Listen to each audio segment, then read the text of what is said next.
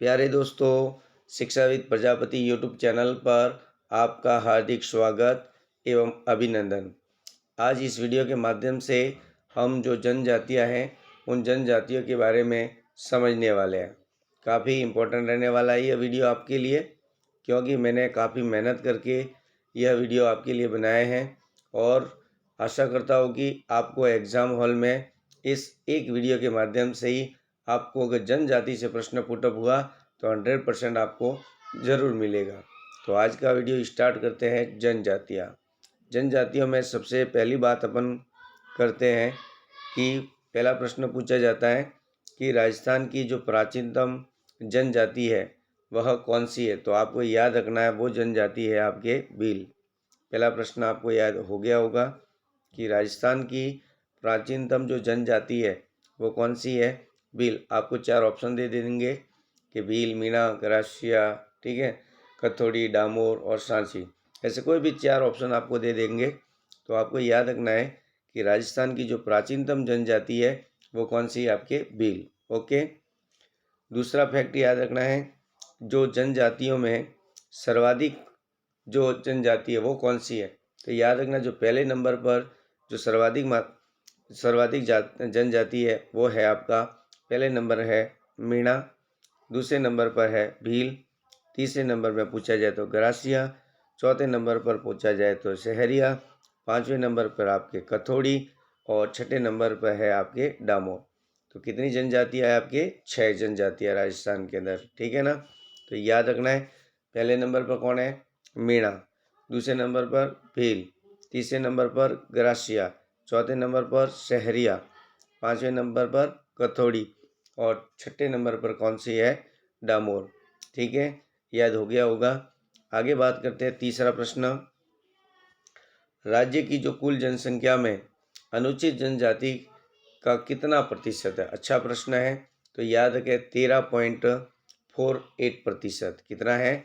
13.48% है वो। राज्य की जो कुल जनसंख्या है ना, उस कुल जनसंख्या में अनुचित जनजाति का प्रतिशत अगर पूछा जाए तो 13.48% है। ओके।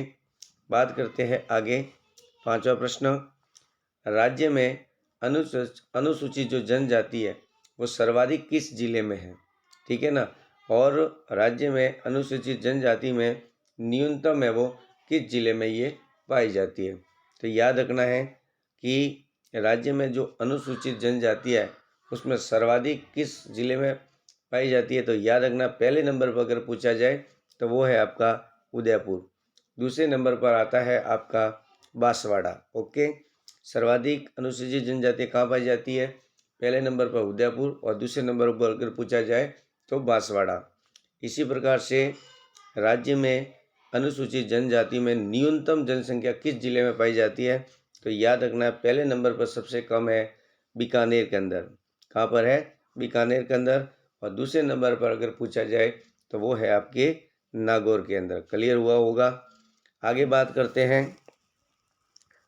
अगर आपको प्रश्न इस प्रकार से पूछा जाए कि राज्य में प्रतिशत के आधार पर अनुसूचित जो जनजाति है वो सर्वाधिक किस जिले में पाई जाती है, तो याद रखना है बांसवाड़ा और दूसरे नंबर पर है आपका डूंगरपुर।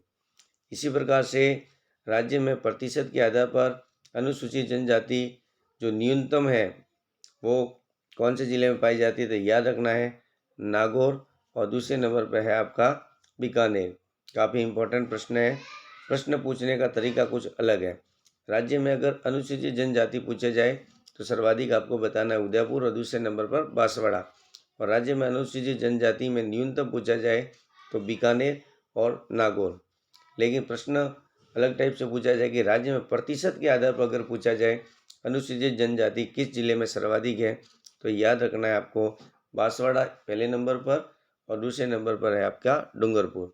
इसी प्रकार से राज्य में प्रतिशत के आधार पर अनुसूचित जनजाति न्यूनतम किस जिले में है, तो पहले नंबर पर है आपका नागौर और दूसरे नंबर पर है आपका बीकानेर। ओके। अब आई होप आपको समझ में आया होगा।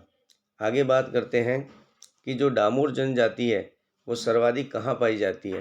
काफ़ी इम्पोर्टेंट है। तो डामोर से याद रखना डूंगरपुर।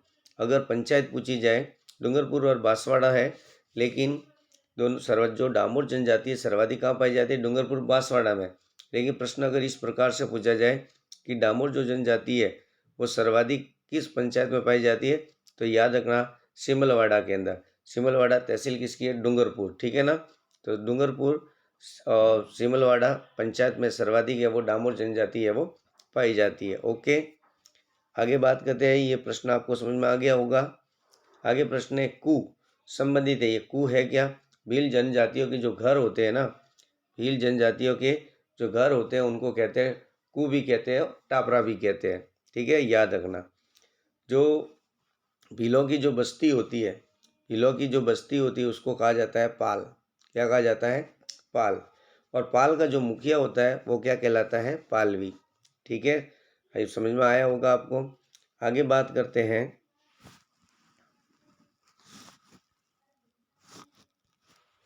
यहाँ तक हो गया आपके।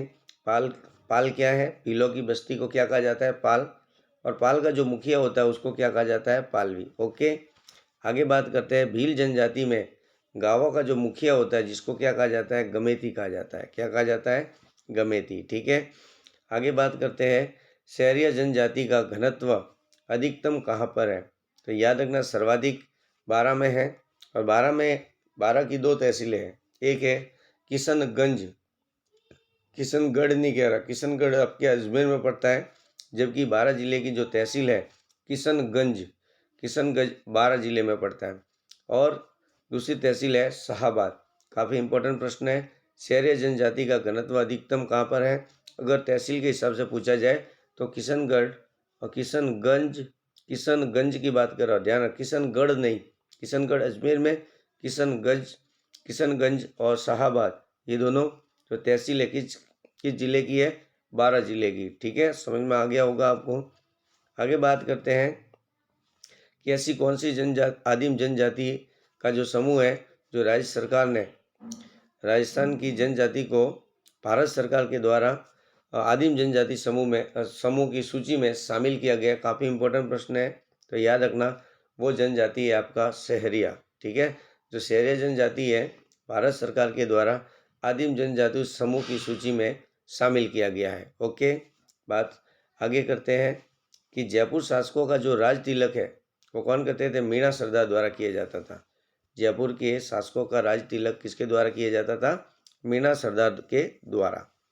मीणाओं के पंचायत का जो मुखिया होता है, मीणाओं के पंचायत का जो मुखिया होता है वो होता है आपका पटेल होता है। ओके, और मीणाओं के जो घरों को कहा जाता है टापरा, ठीक है।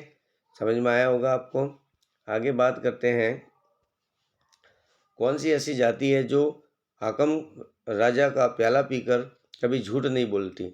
ऐसी कौन सी जाति है कि हाकम राजा का जो प्याला पीकर झूठ नहीं बोलती? तो वो याद रखना कंज जाति है जो हाकिम राजा का प्याला पीकर कभी झूठ नहीं बोलती। कंज जाति के परिवार का जो मुखिया होता है जिसको पटेल कहा जाता है। क्लियर है। आगे बात करते हैं।